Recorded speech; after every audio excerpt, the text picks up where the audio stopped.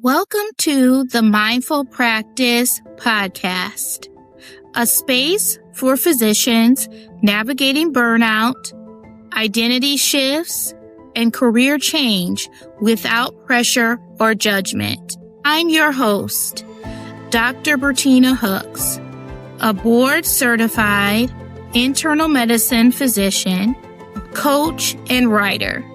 Here we talk honestly about what it means to build a sustainable career and a life beyond medicine and survival. Welcome to the Mindful Practice Podcast. I'm your host, Dr. Bertina Hooks, a board-certified internal medicine physician, entrepreneur, and coach. In today's episode, we're going to slow this down and make it practical.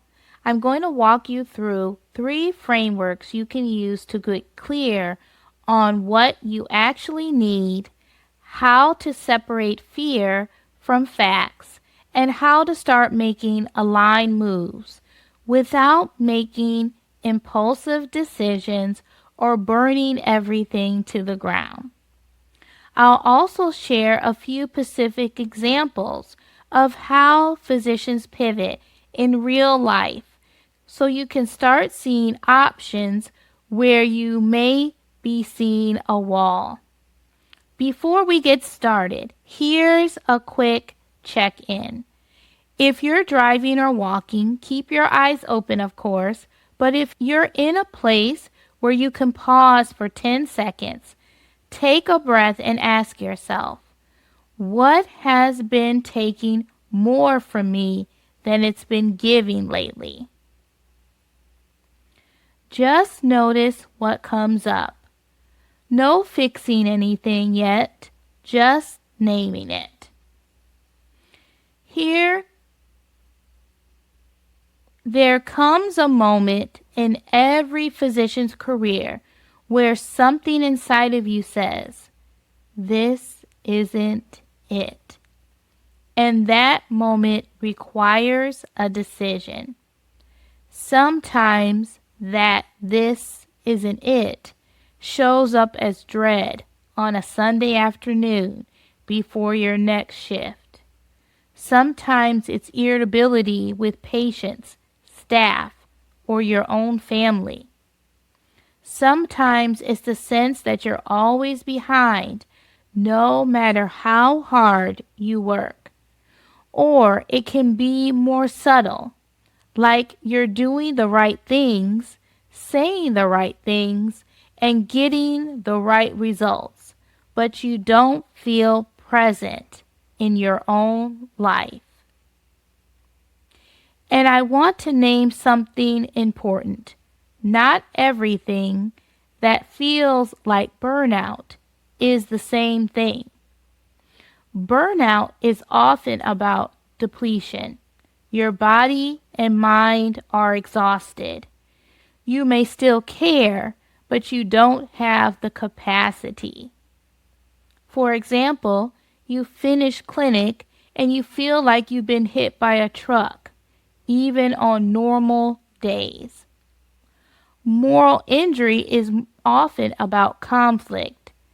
Be repeatedly asked to do things that violate your values or your clinical judgment. For example, you're pressured to move faster than what feels safe, to document a certain way, or to prioritize metrics over the patient in front of you. Misalignment is often about fit. Your current role no longer matches who you are. For example, you're capable, respected, and successful, but your workday is filled with tasks that don't use your strengths and don't reflect what matters to you anymore. When you understand which one you're dealing with, you stop treating your life like the problem and you start treating it like data. And that's where the decision point becomes clear, to choose yourself. And choosing yourself does not automatically mean quitting medicine. Sometimes it means renegotiating your schedule.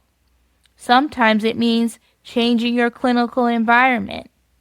Sometimes it means building a portfolio career, clinical plus something else. Sometimes it means leaving medicine, but we earn that conclusion through clarity, not panic. Now that sounds empowering, but in real life, it's uncomfortable. It's uncertain, and you can feel like you're stepping away from everything you've worked for.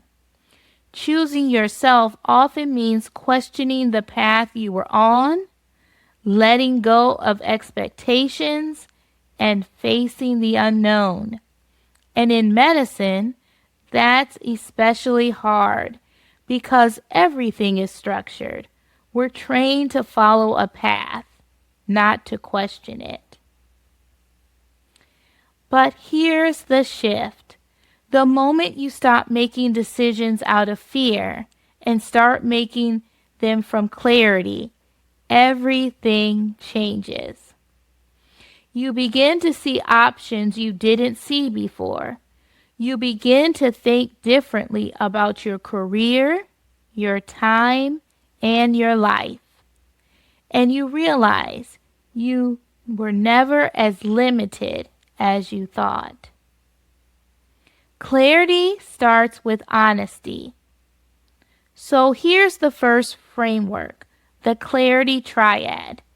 When you're trying to decide what to do next, look at 3 categories: energy, what drains you and what restores you during the workday, not just on vacation. Values, what you need to feel integrity and meaning. That could be quality of care, autonomy, mastery, family time, service, stability, or creativity. Whatever is true and authentic for you. Constraints. These are the real-world guardrails. Finances, visa or licensure issues, childcare, health, geography, loan obligations, partnership needs. Most physicians only look at one category, usually the constraints, and then they call it realistic. But a plan that ignores energy and values isn't realistic either. It's just familiar.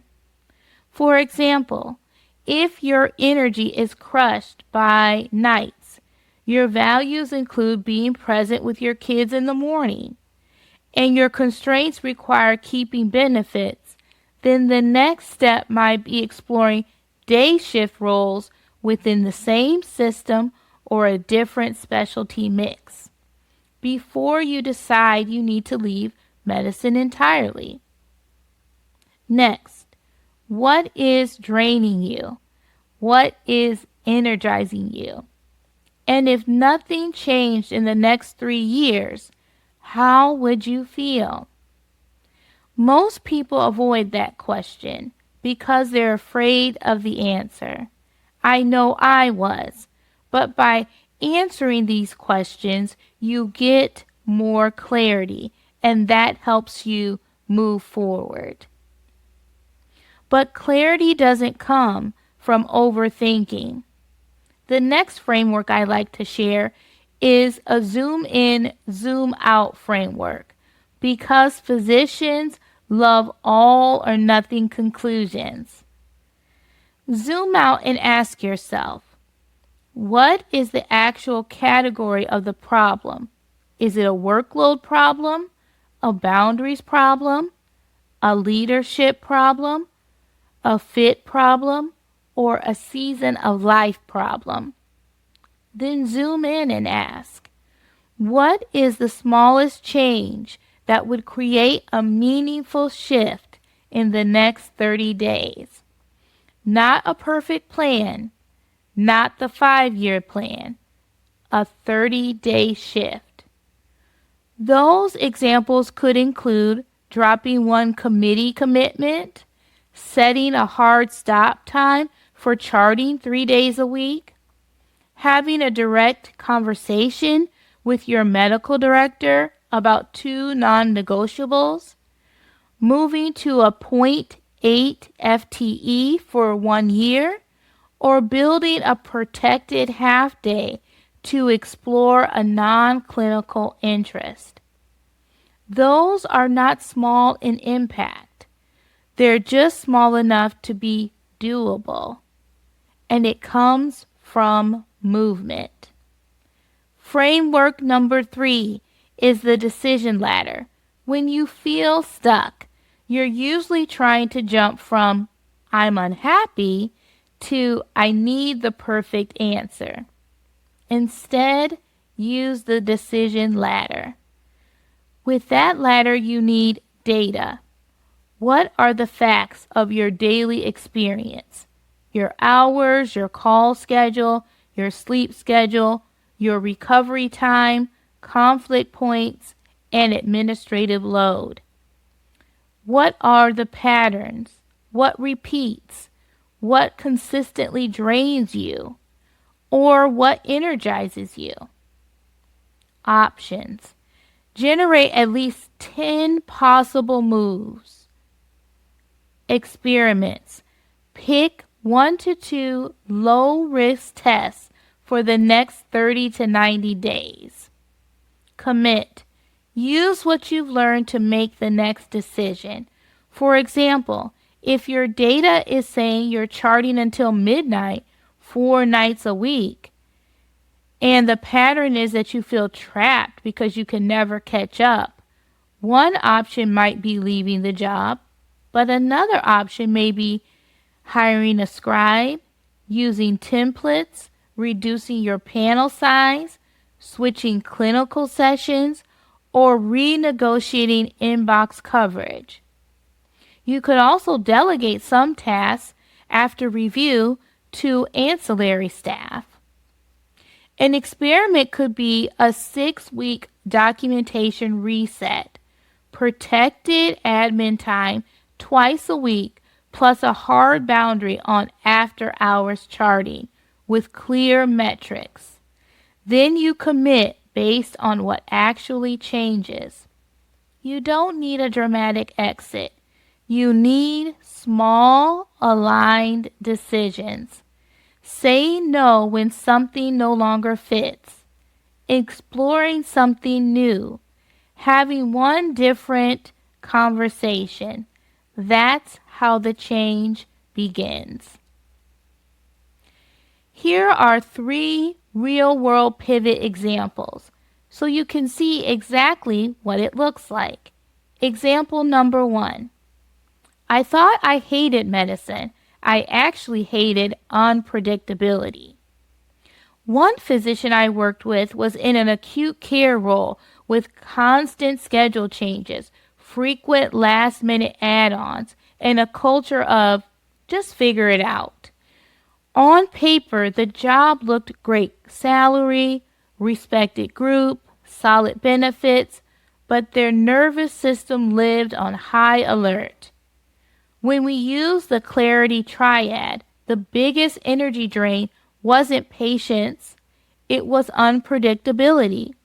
Their values included excellence and presence, and their constraints included staying in the same city and maintaining income. The reframe was, I don't need to escape medicine. I need a role with predictable cadence. So their experiments were 1. Exploring outpatient roles with set clinic templates. 2.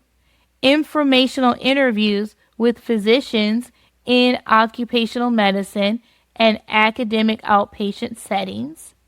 3. Renegotiating call frequency while they transitioned.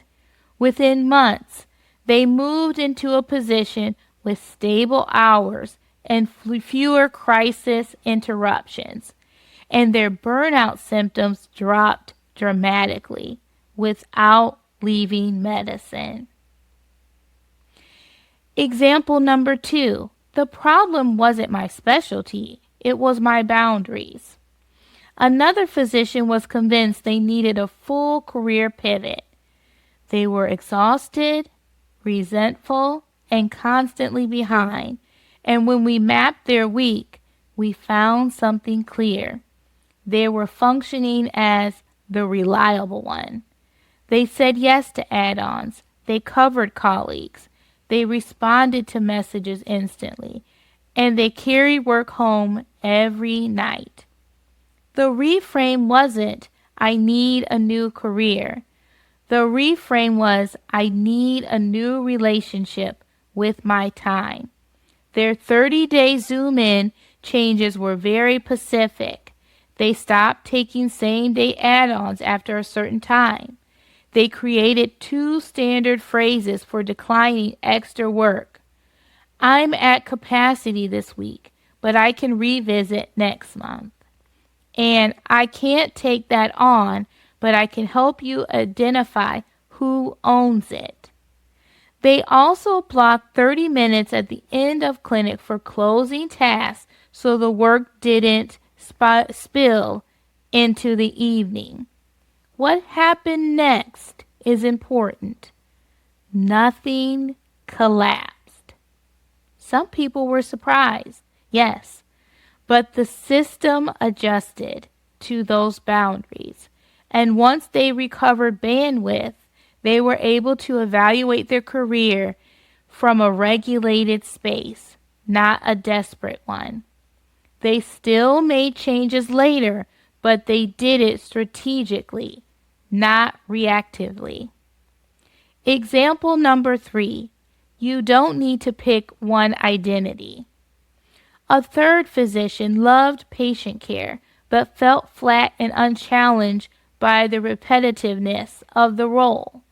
Their fear story was, if I leave clinical work, I'm wasting my training. But the truth was, they wanted expansion, not escape. Using the decision ladder, they generated options that included teaching, quality improvement, informatics, coaching, writing, and advisory roles. Their first experiment was simple. 1 protected half day every other week dedicated to a structured project. Building a quality improvement initiative they cared about and presenting it internally. That created visibility, which led to an official committee role, which then opened a part-time leadership pathway. They didn't leave medicine. They redesigned the container. If you want to do this for yourself, here's a quick exercise. Set a timer for 5 minutes and write down 10 possible moves, even the ones you think are unrealistic. Change setting, change schedule, change scope, add a non-clinical lane, reduce my FTE, change to a different employer, take a sabbatical, anything. Then circle one that could be tested in the next 30 to 90 days without compromising your life. Your job is not to solve everything today.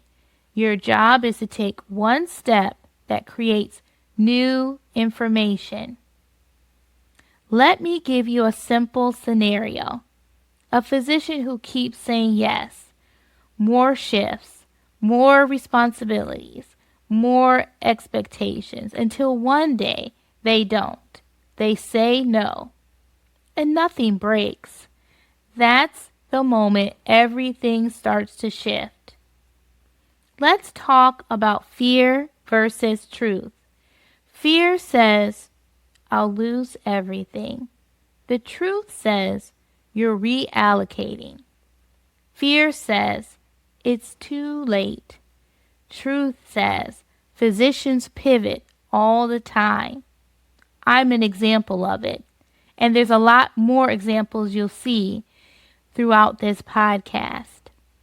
Fear says, I don't know how, but the truth says that's a solvable problem. And here's a tool you can use in real time when fear gets loud, the fact filter. Ask yourself, F, facts. What do I know to be true right now? Not predicted and not imagined. A, assumptions. What am I assuming will happen? C, choices. What are my actual choices, even if I don't like them? T, trade-offs. What am I willing to trade and what am I not willing to trade? A few more reframes that come up a lot are fear. If I step back, I'm failing. Truth. Stepping back can be a strategic reset. Fear. If I change paths, I'm starting over. The truth is, you're transferring skills, clinical judgment, leadership under pressure, communication, systems thinking. Fear. I should be grateful. Truth. Gratitude and dissatisfaction can exist at the same time, and both can be true.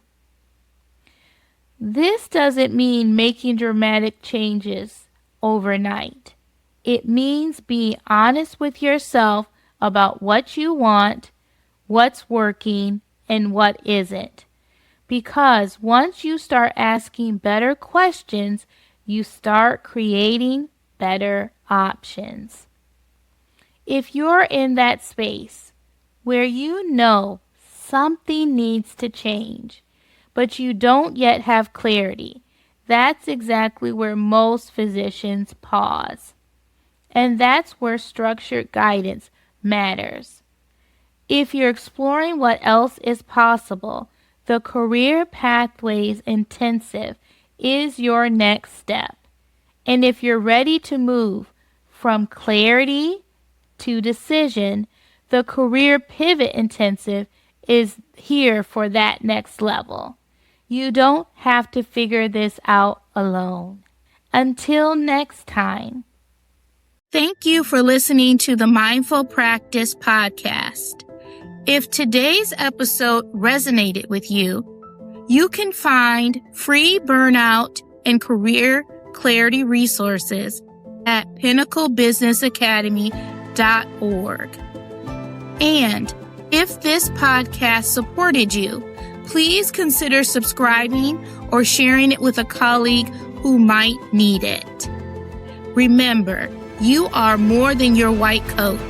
You are not broken, and you are allowed to evolve.